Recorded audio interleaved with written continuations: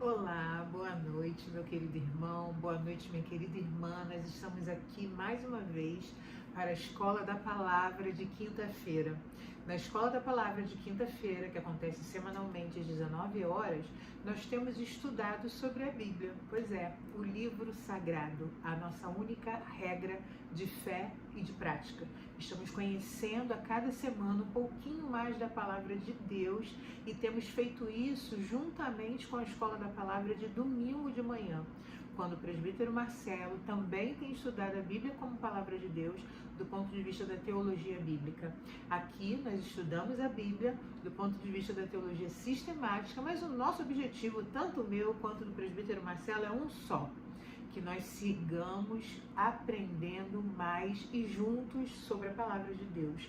Essa palavra que tem o poder de transformar a nossa vida, porque é a palavra de Deus, autoritativa.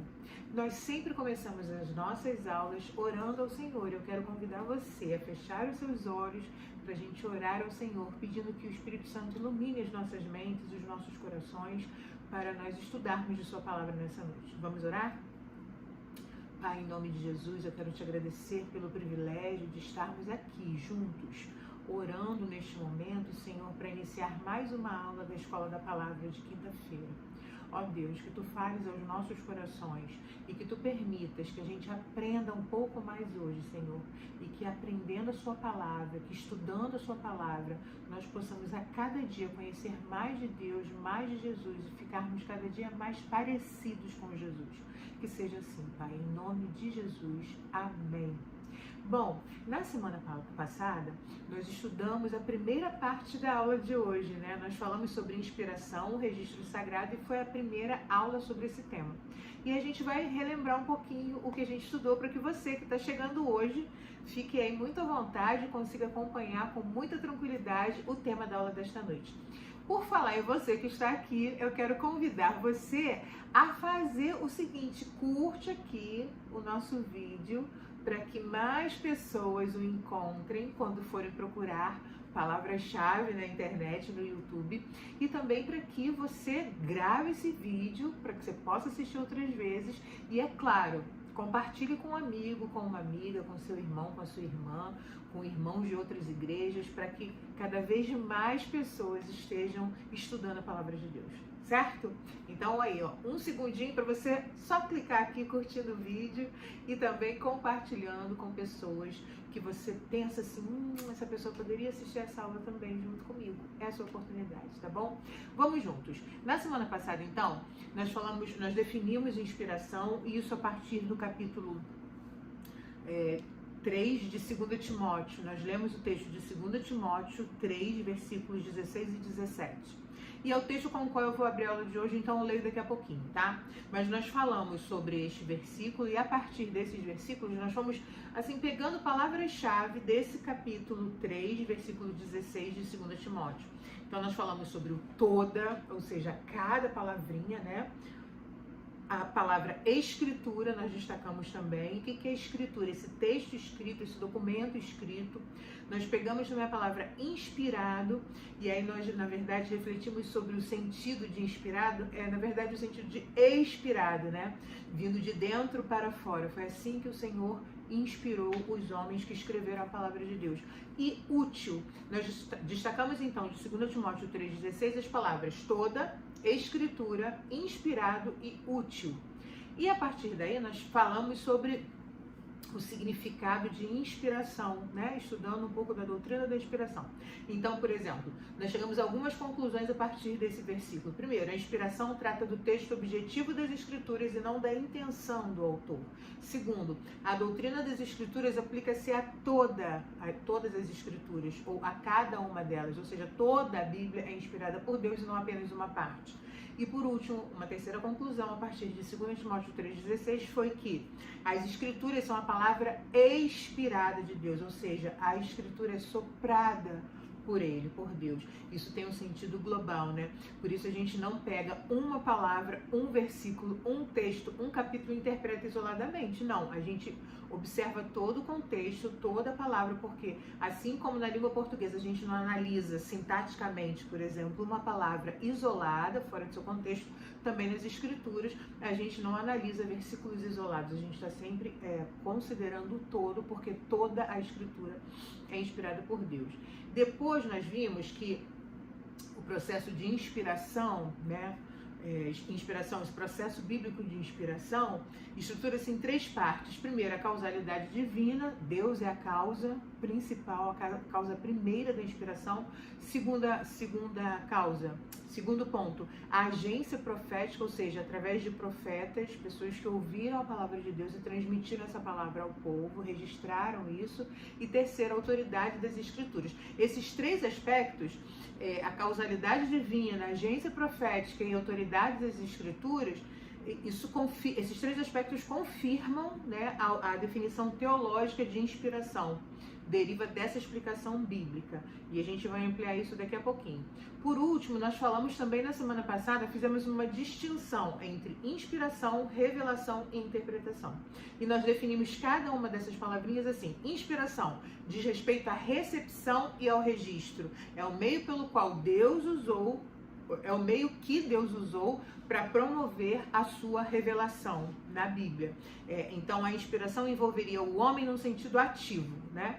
A revelação é o segundo termo que sobre o qual a gente conversou, diz respeito à origem e à transmissão da verdade, né? Então, é uma atividade exclusiva de Deus. Se na inspiração o homem tem papel ativo, né? Porque ele recebe a inspiração, a palavra inspirada de Deus chega até esse homem, a revelação é uma ação totalmente objetiva e exclusiva de Deus. E por último, a palavrinha interpretação. E a gente viu que essa palavra diz respeito à apreensão e ao entendimento, ou seja, enfatiza a assimilação e a compreensão da revelação de Deus ao homem. E nós paramos por aí. Hoje nós vamos continuar falando sobre inspiração como registro sagrado, e para isso a gente vai falar um pouco sobre as evidências bíblicas de inspiração, né? E aí, quando a gente fala de evidências bíblicas, é possível que algumas pessoas, né, e é bem verdade, não só possível como é verdade, que algumas pessoas acreditam que quando a gente utiliza passagens bíblicas para confirmar teses bíblicas, isso seria um argumento circular e não faria sentido. No entanto, essa é uma objeção que não tem fundamento por pelo menos 3 motivos. O primeiro deles, de uma perspectiva mais prática, não há melhor lugar para começar do que com as declarações que o objeto em questão faz sobre si mesmo. Ou seja, se o objeto em questão é a inspiração bíblica, o que a Bíblia diz sobre isso? Se a gente parte do que a Bíblia diz a respeito da inspiração bíblica, isso é um argumento forte se a gente pensar em termos práticos, né? Esse é o melhor lugar do qual a gente pode partir. Em segundo lugar, de uma perspectiva legal, então a gente viu de uma perspectiva prática, é mais lógico você começar de onde se fala sobre esse objeto que você está analisando. Do ponto de vista legal, um homem pode testificar a seu próprio favor no Tribunal de Justiça, não é verdade? Ele é chamado para depor a seu próprio favor. Então, por que a Bíblia não poderia testemunhar a respeito de si mesma, se ela é a palavra de Deus? Se estamos falando sobre a inspiração da Bíblia, por que não buscar na Bíblia as explicações, a origem dessa inspiração? E por último, de uma perspectiva lógica, né, o argumento não está sendo usado em prol de si mesmo, mas como um ponto de partida para o estudo do objeto em si. Ou seja, a asserção da inspiração na Bíblia em si inclui inúmeras características que lhe são pertinentes. Então, quando a gente fala que a gente vai buscar evidências da inspiração bíblica na Bíblia, a gente está ancorado do ponto de vista prático, legal e lógico. Tudo bem? Você é muito bem-vindo aqui. Acho que eu não falei isso, mas se eu já falei, eu vou repetir. Seja muito bem-vindo aqui à nossa aula, viu? É bom demais ter você aqui. Que o Senhor abençoe sua vida profundamente nessa noite. Bem, quando a gente pensa, então, uma vez que a gente entende que faz todo sentido a gente buscar as evidências bíblicas na inspiração na própria Bíblia, e que isso não é um argumento circular, pelo contrário, tem uma explicação lógica, prática e legal, nós vamos ver, então, que assertivas, né, que definições, que certezas nós encontramos na Bíblia para evidenciar a inspiração. A primeira certeza que a gente encontra na Bíblia para evidenciar a inspiração é verbal. Nós falamos um pouquinho disso na semana passada, mas vale a pena aprofundar agora. A inspiração é verbal. Vamos então ao capítulo 3 de 2 Timóteo e no versículo 16. Eu anunciei antes que a gente ia reler, né? Semana passada nós partimos desse texto bíblico, porque ele é essencial quando a gente está trabalhando especificamente esse tema da inspiração. 2 Timóteo, capítulo 3, versículo 16, e o texto diz assim. Hoje eu estou com a Bíblia de estudo, Herança Reformada, uma Bíblia também muito boa, com muitas informações, com explicações bem bacanas a respeito dos textos.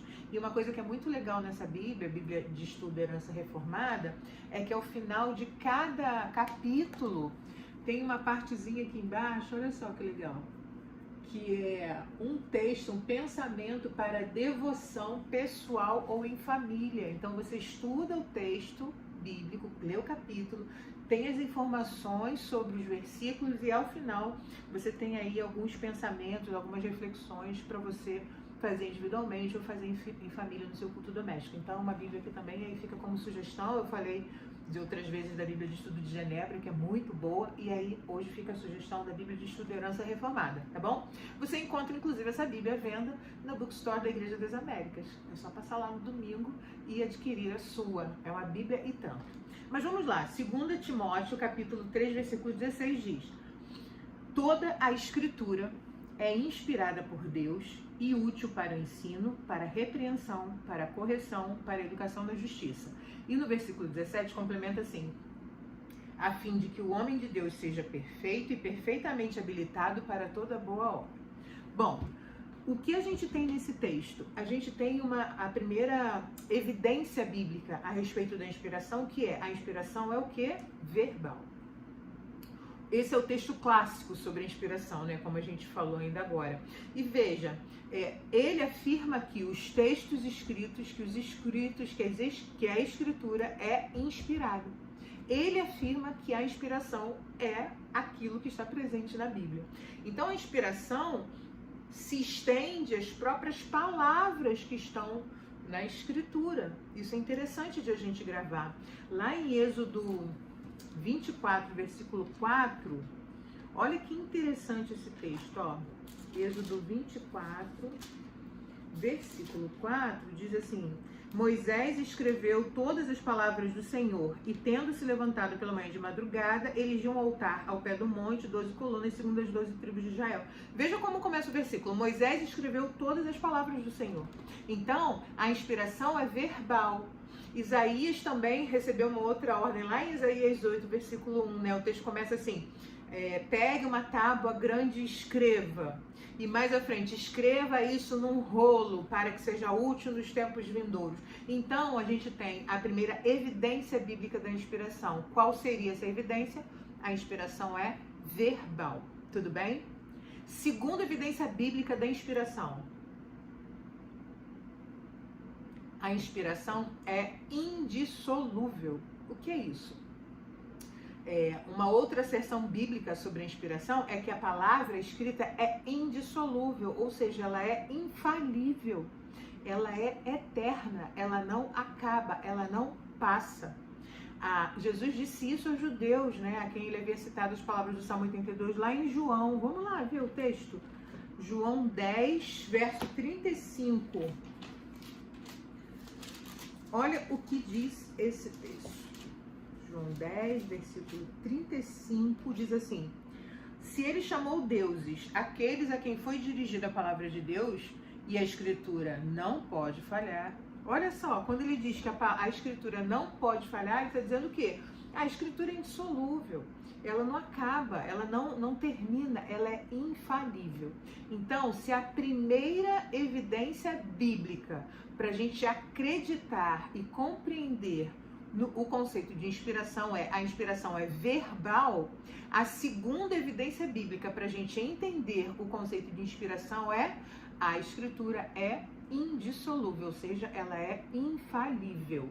E aí esse texto é interessante, que é o texto de João 10, versículo 35, tá bom? A terceira evidência de que a Bíblia é de fato inspirada é que a Bíblia é irrevogável. E a inspiração bíblica também é irrevogável. Os escritos são inspirados e sua mensagem é irrevogável. Vamos a Mateus. Hoje a gente vai ler muitos versículos, viu, meus irmãos? Porque é importante a gente ir confirmando na palavra, não é? Aquilo que temos discutido. Mateus 5, versículo 18, diz assim: porque em verdade vos digo, isso Jesus falando lá no... A gente está aqui no capítulo das bem-aventuranças, né? O Sermão do Monte. Ele diz, Mateus 5, versículo 18: porque em verdade vos digo, até que o céu e a terra passem, nenhum i ou um tio jamais passará da lei, até que tudo se cumpra. Ou seja, a palavra, a escritura é irrevogável. Essa inspiração é irrevogável. Lá em Lucas 16, 17 tem outro versículo em que Jesus fala: todavia é mais fácil o céu e a terra passarem do que cair um traço da lei. A gente tem várias referências assim, ou seja, essas referências, essas afirmações são inequívocas, não há erro nelas, né? A mensagem da palavra escrita, essa mensagem, incluindo-se aí cada tio, cada letra, cada vírgula, tudo isso precisa ser cumprido. Por quê? Porque esta palavra é irrevogável.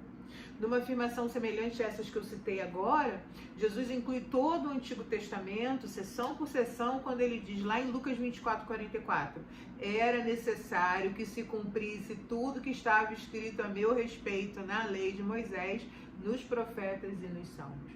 Ou seja, a palavra de Deus, ela evidencia que é inspirada. Por quê? Porque ela é irrevogável. Então, a gente tem a certeza de que a Bíblia é inspirada por Deus, de que a expiração de Deus, né, da palavra de Deus, ela é verdadeira. Por quê? Porque a inspiração foi verbal, ela é verbal, a inspiração é indissolúvel e também a inspiração é irrevogável, ou seja, não pode ser descumprida. Tudo que está ali será cumprido, será levado a termo.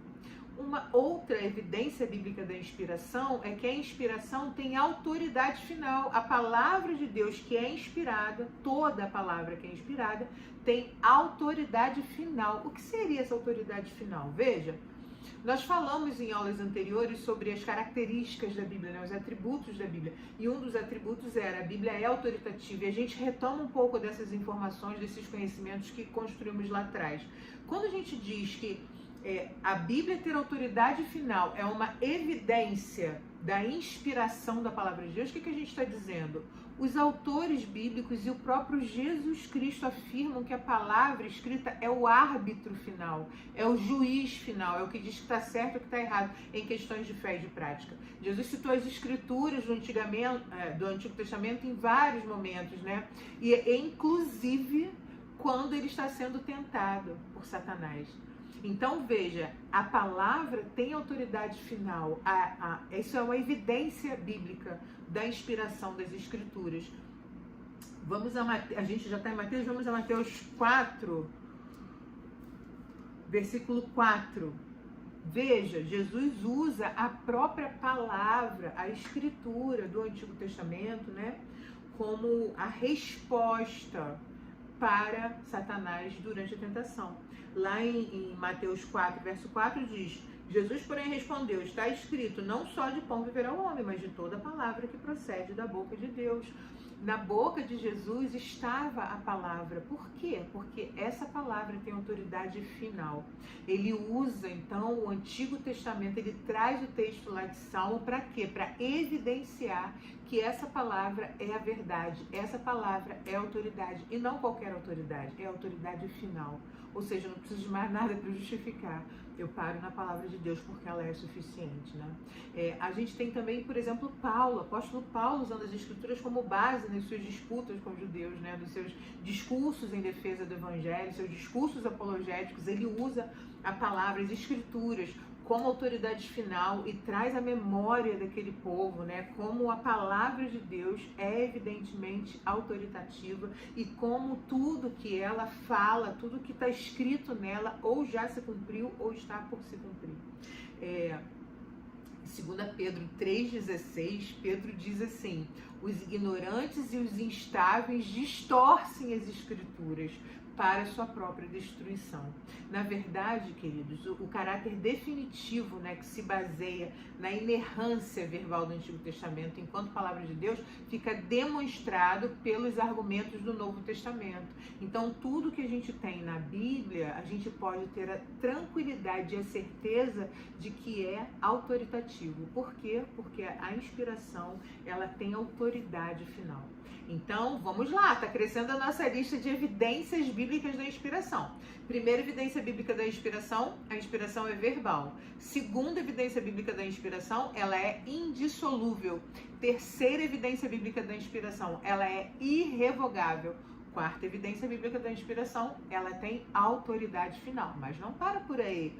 Mais uma evidência bíblica da inspiração é que ela é plena, completa, suficiente. E estende essa plenitude, essa completude, essa suficiência por todas as suas partes. Porque, como nós vimos, toda a Escritura é inspirada.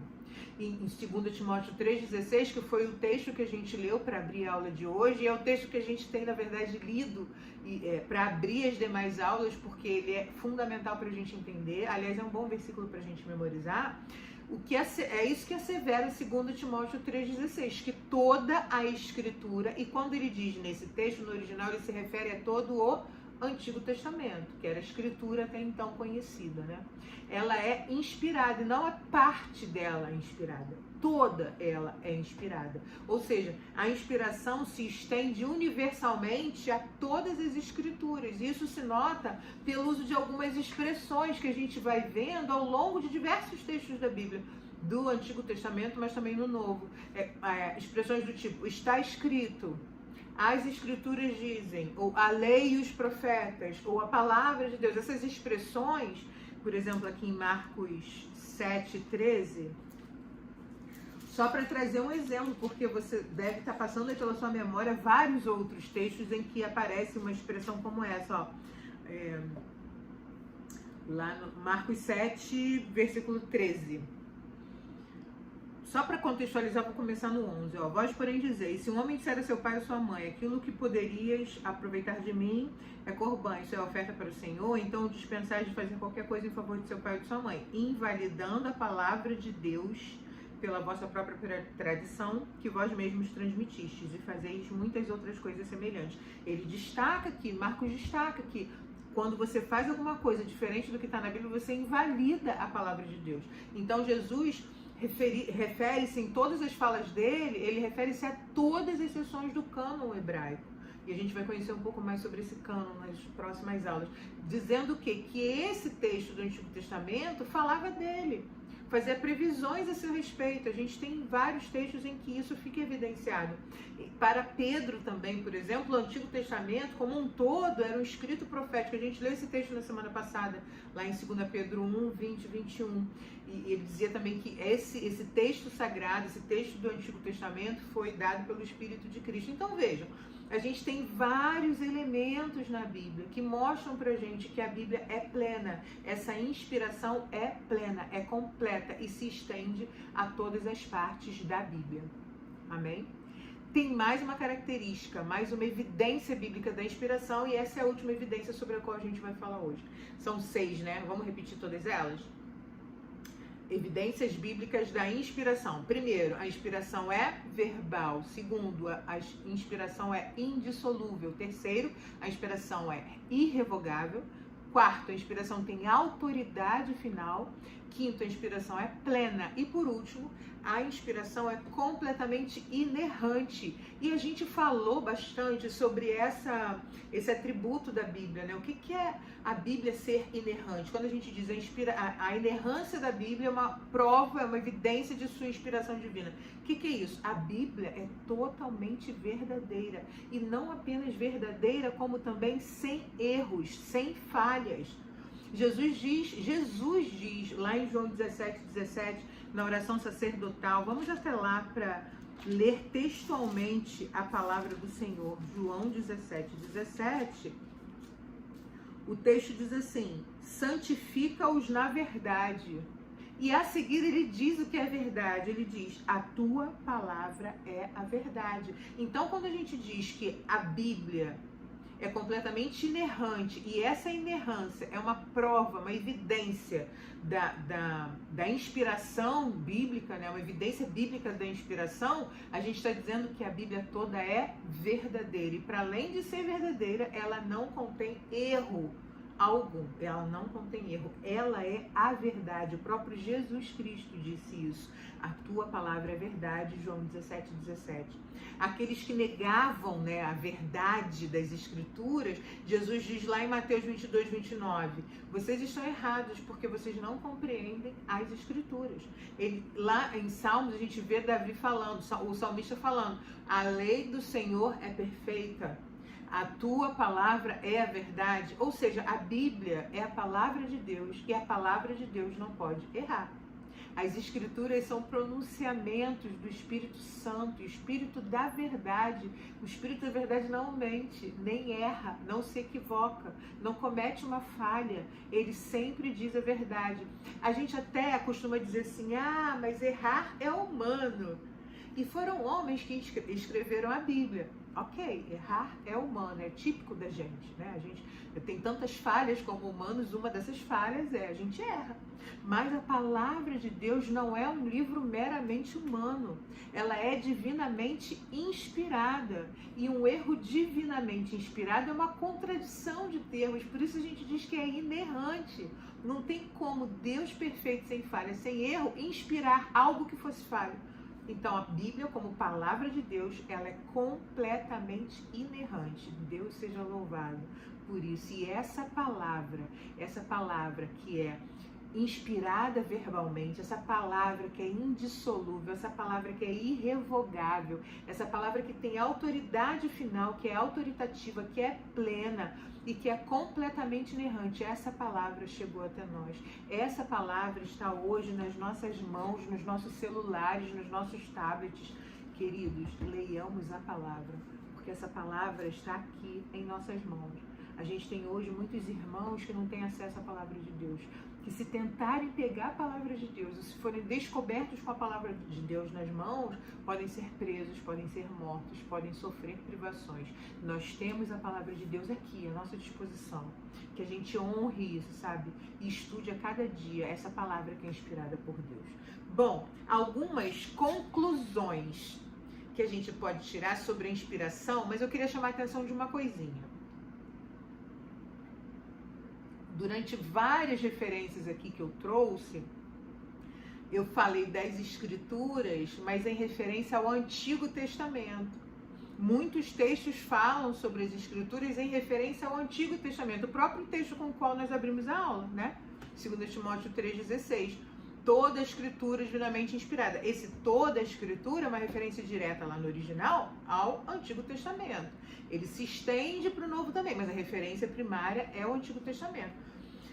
Se muito do que a gente afirmou nessa aula, se muito do que a gente encontra nos textos bíblicos no Novo Testamento cita o Antigo Testamento, e o Novo Testamento, minha gente? E o Novo Testamento, como fica? Bom, o Novo Testamento é Escritura, o Novo Testamento é um escrito profético e o Novo Testamento é a palavra de Deus. Ele é Escritura por quê? Porque toda palavra é inspirada por Deus. Toda, não parte. Então, não posso dizer assim, ó, essa parte aqui, deixa eu abrir na divisão. Ó, eu não posso fazer assim, ó. Não, aqui, até antes de Mateus, que é o Antigo Testamento, aqui é inspirado. Até aqui é inspirado. O Novo Testamento eu não posso dizer isso. Por quê? Porque toda a Escritura é divinamente inspirada por Deus. Toda, então o Novo Testamento também é inspirado por Deus. Também é Escritura. O Novo Testamento é um escrito profético. A gente também tem referências de profecia, ou seja, pessoas que falam recebendo aquilo que o Senhor lhe disse. Toda a inspiração é vinda de Deus na Bíblia, não é? E quando a gente tem o Novo Testamento, esse Novo Testamento também foi inspirado. Os escritores do Novo Testamento também receberam a inspiração das palavras do próprio Deus e registraram. Portanto, a gente convictamente diz que o Novo Testamento também é a palavra de Deus. Apesar de muitas referências da aula de hoje, e apesar da referência de muitos textos bíblicos ser o Antigo Testamento, o Novo Testamento também é a palavra de Deus, porque ele traz as mesmas características que a gente encontra lá no Antigo Testamento. Então lá, quando a gente lê em 2 Timóteo 3,16, toda a escritura divinamente inspirada, esse toda significa toda. O Antigo Testamento e o Novo Testamento também, tá? Não se deixe ser enganado. A palavra de Deus é verdadeira em toda a sua extensão. Por isso eu não posso segmentar. A divisão, a gente já estudou isso também, né? A divisão em capítulos, em versículos, foi posterior. Inicialmente o texto era um texto só. Essa divisão é para nos ajudar, nós que somos falhos, humanos, que temos dificuldades e que precisamos de coisas didáticas para entender melhor, nos ajuda muito ter a Bíblia dividida em capítulos e versículos. Mas, na verdade, toda ela é inspirada. Isso é o mais importante de qualquer aprendizado que a gente pode ter. Bom, como é que a gente pode concluir a aula de hoje? Vamos sintetizar, então, algumas coisas que nós falamos. Já está chegando ao final a nossa aula. Nesse momento, eu sei que você fez assim, pois é, mas já está chegando ao final a aula de hoje. Mas a gente pode concluir, para ficar tudo bem amarradinho, tá? Pra gente não perder. Eu sei que você está aí anotando. Muitos de vocês têm um caderninho, vêm para aula com um caderninho e fazem as anotações. Então, vamos tentar recapitular. Conclusão da aula de hoje.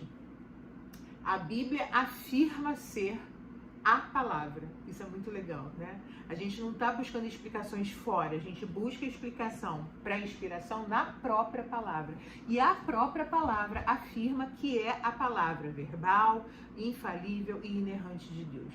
Como autoridade divina se estende a todas as suas partes, todos os versículos, todos os capítulos, todos os 2 testamentos, o que se tem é uma inspiração verbal plena.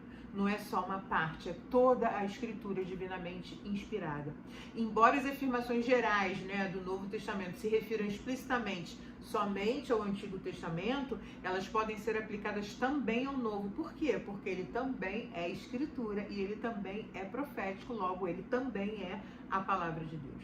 A natureza divina das Escrituras não exclui o fato de que elas são também um livro humano, manifestando a variedade de estilos literários, a personalidade, o jeito de escrever, as figuras de linguagem, as personalidades, né, dos seus autores.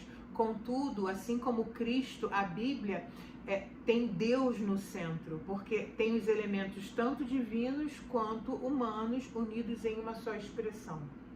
Em decorrência disso, queridos, Deus adaptou a sua verdade ao entendimento finito.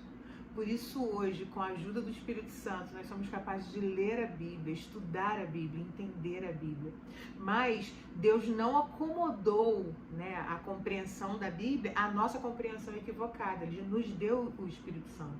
Então, apesar, em toda a sua grandeza e majestade, Deus adaptou a sua verdade à compreensão humana, mas não por nossa compreensão solta. Ele nos deu o Espírito Santo, que nos conduz nessa compreensão. Então, sob a autoridade de Cristo e guiados pelo Espírito Santo, nós afirmamos que as Escrituras são totalmente inerrantes. Elas são a palavra de Deus. Amém?